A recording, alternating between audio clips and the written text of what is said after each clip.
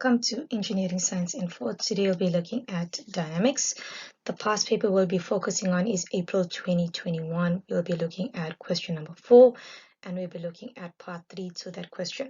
So that section deals with inclined planes and we'll be focusing on the frictional force.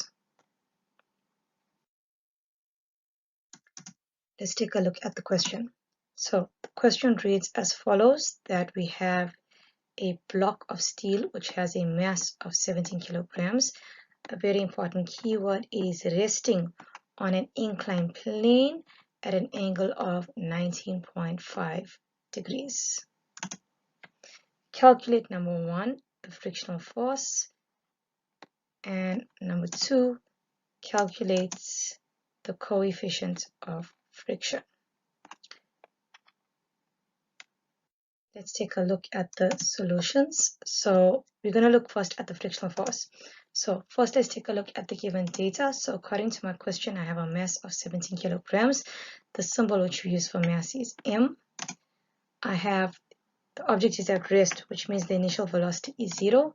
Since the object is at rest, that means there will be no acceleration, because remember, for acceleration we need a change in velocity.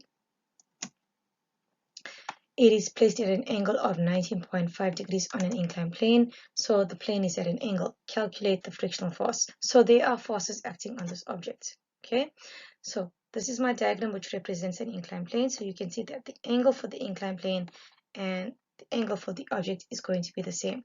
So this is the object, it has a mass. Since the object has a mass, the force of gravity is now acting at an angle, which means the object now has a weight. So since the force of gravity is acting at an angle, that means the object is now going to have two components for the force of gravity, a vertical component and a horizontal component. Okay, if you place an object at rest on the top of an inclined plane, naturally the force of gravity is going to pull the object down. So that now shows that here the object is going to moving down. So it should have had an applied force, but since it's moving, it's at rest.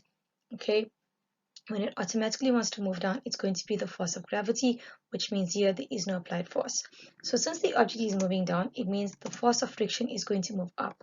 The force of friction is always going to move in the opposite direction of the motion. So since the motion is downwards, the frictional force is then going to be moving upwards. Okay, so let's look at how we would calculate this horizontal component. All right, so here is the force of gravity, okay, acting on the object. We said the angle is placed at the top on the vertical. So if I look at the angle, the side directly across this angle is the opposite side, which is my horizontal component. We now have the weight, which is on the hypotenuse side. Since we have opposite and hypotenuse, the trig ratio we are going to use here is sine theta. So sine theta is calculated as opposite over hypotenuse. In this case, the opposite side represents the horizontal component and the hypotenuse represents my weights. So if I do a cross multiplication, the horizontal component is calculated as W sine theta. So make sure you remember that on an inclined plane, the horizontal component of gravity is calculated as W sine theta. So the formula I can now use to calculate the frictional force is your accelerating force is applied minus frictional plus W sine theta. So why do I have different signs? So number one, the object wants to go down, but friction is going up. So these two forces are moving in the opposite direction. Therefore, there is a minus sign. Number two, the object is moving down and the force of gravity, which is my horizontal component, is also moving down. These two forces are moving in the same direction, so the sign is going to be a positive. So when vectors move in the same direction, we add them. When vectors move in the opposite direction, we subtract them. So the object is going down and the horizontal component is going down, there is a plus sign. And remember, we said the horizontal component is W sine theta. Second one, just to recap, the object is going down, but friction is going up. Opposite directions, there is a minus sign. The accelerating force is calculated as mass times acceleration. Since the object is at rest, there is no applied force. The frictional force is what I'm trying to calculate, and weight is calculated as mg. So it's going to be mg sine theta. Let's substitute. My mass is 17. There is no acceleration. It is 0 because it's at rest. The applied force is 0. Friction is what I'm finding. The mass again is 17, gravity is 9.8 sine, and we now know that the angle for the inclined plane is 90.5. So if the inclined plane is 90.5 degrees, that means the mass is also placed at an angle of 19.5 degrees. These two angles need to be the same. So if I make friction the subject of the formula, if I take friction over onto the other side, friction changes from negative to positive. So our friction is then going to equal to 17 times 9.8 times sine 19.95, and my frictional force is now going to be 55.612 newtons. Next one, let us calculate the coefficient of friction. Okay, so we still have the mass as 17, the object is still at rest, so initial velocity is 0, it's still at rest, there is no acceleration. The angle is 19.95, and now we have one other piece of information. The force of friction is 55.612 newtons. Okay, according to my inclined plane, we now need to know how to calculate this frictional force. Okay, we dealt with the horizontal forces, we're now going to be dealing with the vertical forces.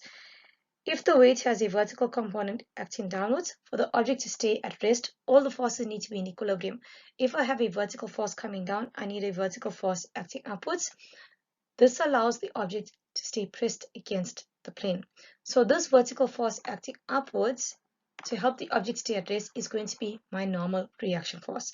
So the normal reaction force going upwards equals to the vertical force of weight coming downwards. Okay, let's look at how we will find that. So we now know that the weight is on the hypotenuse side and the vertical force is on the adjacent side. Remember that the angle is still here where it is. So this is the angle, the side next to the angle is what we call the adjacent side. So since I have adjacent and hypotenuse, the side which I'm going to, or the trig ratio which I'm going to use to calculate this vertical component is going to be cos. So cos is made up of the adjacent side and the hypotenuse side. So cos is adjacent over hypotenuse. Okay, my adjacent side is the vertical component and the hypotenuse is the weight. So the vertical component is then calculated as W cos theta. Okay, so on an inclined plane, the vertical component of weight or gravity is calculated as W cos theta. Okay, so the normal reaction force, as I said, is equal to the vertical component, which means on an inclined plane, the normal reaction force is now equal to W cos theta. So the formula which I can use is the coefficient of friction is equal to the frictional force divided by the normal reaction force. In this case, since I'm using an inclined plane, it's going to be the frictional force divided by W cos theta. As we said, the normal reaction force going up is equal to the vertical force coming down for weight. And we said the normal reaction force is equal to W cos theta. So on an inclined plane, the coefficient of friction is going to be the frictional force divided by W cos theta. So we do have the force of friction. Okay, we don't have the weight, so weight is going to be mg. So the force of friction is 55.1612. My mass is 17, the gravity is 9.8, and cos the angle is 19.5. So the coefficient of friction is now going to be calculated as 0.354. So the coefficient of friction does not have an SI unit. Since the friction is in newtons and this mg sine theta is a force, is also calculated in newtons, the SI units cancel out. Therefore, my coefficient of friction is simply going to be 0.354. So please remember that the vertical component on an inclined plane is calculated using W cos theta. The normal reaction force going up is equal to the vertical component coming down. Therefore, the normal reaction force is equal to W cos theta. Thank you for watching today's lesson.